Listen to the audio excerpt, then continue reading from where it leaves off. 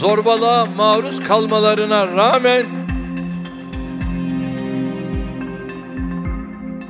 নতুন করে যেন কাছে আসছে দুই মুসলিম পরাশক্তি তুরস্ক ইরান। ইরান এবং গাজাবাসীর জন্য তুরস্কের সহানুভূতি সবসময় আছে, থাকবে। তুরস্ক এরই মধ্যে নিজস্ব সামরিক প্রযুক্তি যেমন বাইরাক্তার ড্রোন, টাইফুন ক্ষেপণাস্ত্র, আথমাকা ক্রুজ মিসাইল ও হিসার আকাশ প্রতিরক্ষা ব্যবস্থা তৈরির মাধ্যমে হেভিওয়েট শক্তিতে পরিণত হয়েছে। অন্যদিকে ইসরায়েলের বিরুদ্ধে ইরানের দৃঢ় প্রতিরোধ নীতি জানে গোটা বিশ্ব।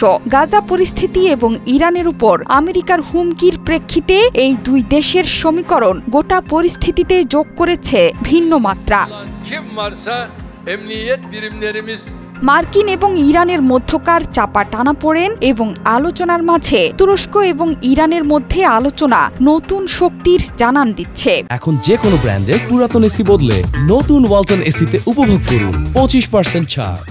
এই দুই পরাশক্তির সমন্বয়ে বড় পরিবর্তন আসতে চলেছে মধ্যপ্রাচ্যের রাজনৈতিক মানচিত্রে। বিশেষজ্ঞরা বলছেন, ইরান তুরস্ক ঐক্য ফিলিস্তিন এবং ইরানের দিকে মার্কিন হুমকি মোকাবেলায় আন্তর্জাতিক পর্যায়ে একটি গুরুত্বপূর্ণ চাপ তৈরি করতে পারে। এটি হতে পারে এমন এক উচ্চমাত্রার কূটনৈতিক মঞ্চ যা দীর্ঘমেয়াদে মুসলিম বিশ্বের জন্য সাহসী অবস্থান তৈরি করবে। ইরান তুরস্কের ঐক্য এবং শক্তিমত্তায় মধ্যপ্রাচ্যে যেন নতুন শক্তিধর ব্লক উত্থান ঘটেছে। ইরানের স্থিরতা এবং তুরস্কের কৌশল গড়ে তুলতে পারে এমন এক বলয় যেখানে ইসরায়েল তথা আমেরিকার কোনো স্থান থাকবে না। বিশ্লেষকদের মতে এই ঐক্যই হতে পারে পশ্চিমাদের প্রতিহত করা এবং ফিলিস্তিনের দীর্ঘদিনের নিপীড়নের বিরুদ্ধে আন্তর্জাতিক প্রতিরোধের সূচনা।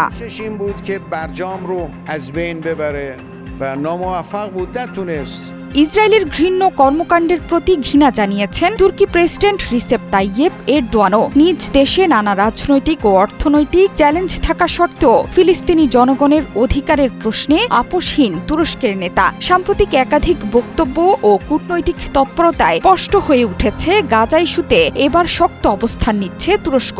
গাজা পুনর্গঠনে সক্রিয় ভূমিকায় নামারও প্রস্তুতি নিচ্ছেন এরদোয়ান। তিনি জানিয়েছেন, ফিলিস্তিনের ন্যায্য অধিকারের পক্ষে লড়াই থেকে কখনো পিছিয়ে আসবে না তুরস্ক। আর ইসরায়েল এবং যুক্তরাষ্ট্রের সাথে ইরানের চলমান লড়াইও পাশেই আছে এরদোয়ান।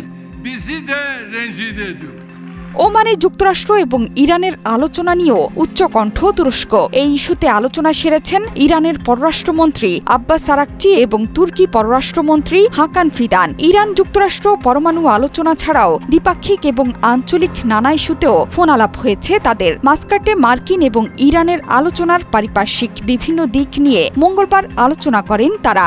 মাস্কাটের আলোচনায় তুরস্কের গঠনমূলক অবস্থানের প্রশংসা করেন ইরানের পররাষ্ট্রমন্ত্রী। এ সময় মাস্কাট আলোচনাকে স্বাগত জানিয়ে ব্যাপক সমর্থন দিতে তুরস্ক প্রস্তুত বলেও জানান হাকান ফিদান। তুরস্কের প্রেসিডেন্ট রিসেপ তাইয়েপ এরদোয়ান ইরানে যাচ্ছেন বলেও খবর প্রকাশিত হয়েছে।